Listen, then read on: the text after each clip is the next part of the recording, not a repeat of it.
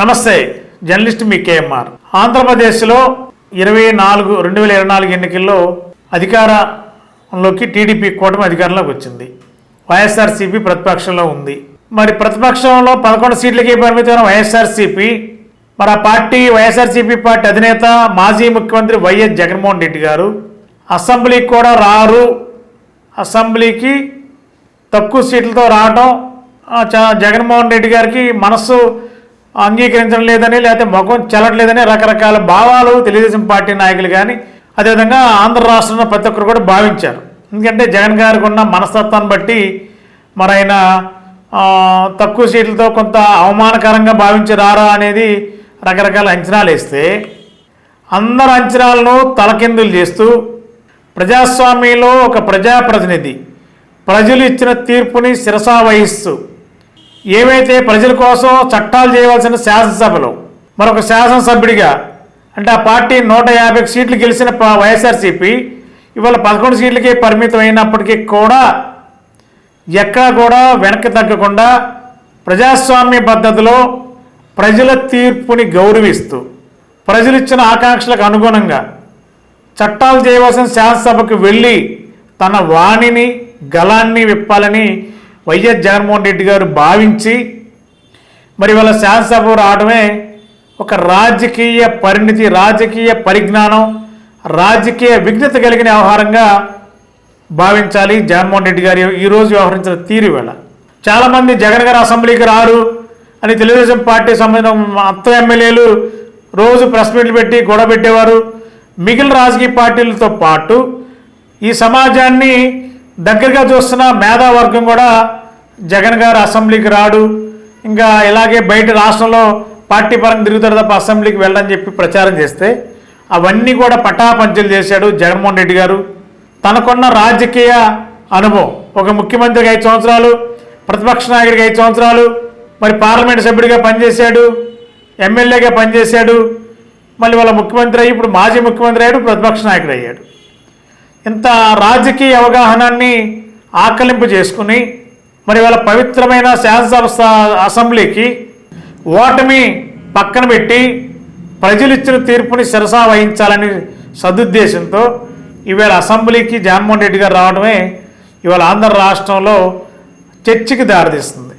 జగన్మోహన్ రెడ్డి గారి యొక్క రాజకీయ విఘ్నత స్పష్టంగా కనిపించింది.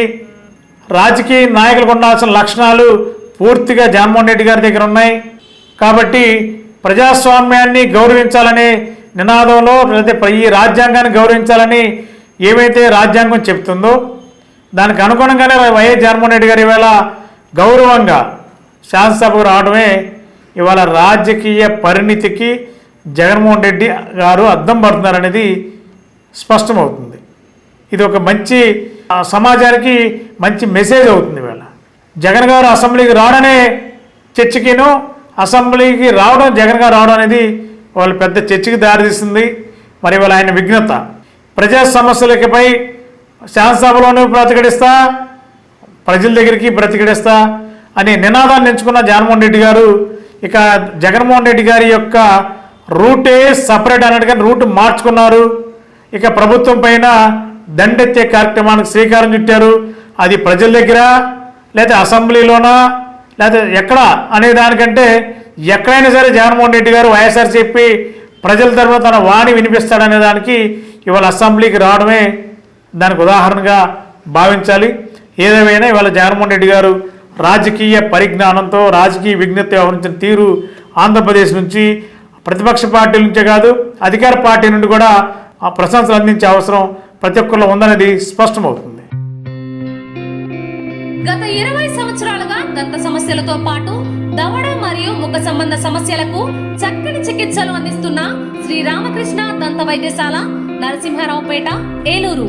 ఎమర్జెన్సీస్ లో వాడే ఆక్సిజన్ కాన్సంట్రేటర్లతో పాటు air purifier, UV light steriliser, ULV fogger వంటి పరికరాల ద్వారా పరిశుభ్రమైన వాతావరణంలో చికిత్స అందించబడుచున్నది. ఆర్వీజీ ద్వారా అతి తక్కువ రేడియేషన్ ఉపయోగించి దంత వ్యాధి నిర్ధారణ మరియు రూట్ కెనాల్ వైద్యం చేయబడుచున్నది. డెంటల్ లేజర్ ద్వారా కుట్లు లేకుండా సర్జరీలు, ఇంప్లాంట్స్ కిట్స్ ద్వారా పళ్ళు లేని వారికి ఫిక్స్డ్ దంతాలు, రూట్ కెనాల్ చికిత్సలకు ఎండో మోటార్ వంటి ఆధునిక పరికరాలు కలిగిన నమ్మకమైన డెంటల్ క్లినిక్. అత్యంత ప్రామాణికమైన ఆటోక్లావింగ్ పద్ధతిలో శుభ్రపరిచిన ఇన్స్ట్రుమెంట్స్ వాడడం మా ప్రత్యేకత. దంత సమస్యలకు చికిత్సతో పాటు విరిగిన దవడ మరియు ముఖ ఎముకలకు చికిత్స, ఎత్తు మరియు వంకర దవడలకు కాస్మెటిక్ సర్జరీ, యాక్సిలోఫేషియల్ వంటి చికిత్సలకు చిరునామా శ్రీ రామకృష్ణ దంత వైద్యశాల, వేములపల్లి రెసిడెన్సీ అపార్ట్మెంట్, నరసింహారావుపేట, ఏలూరు.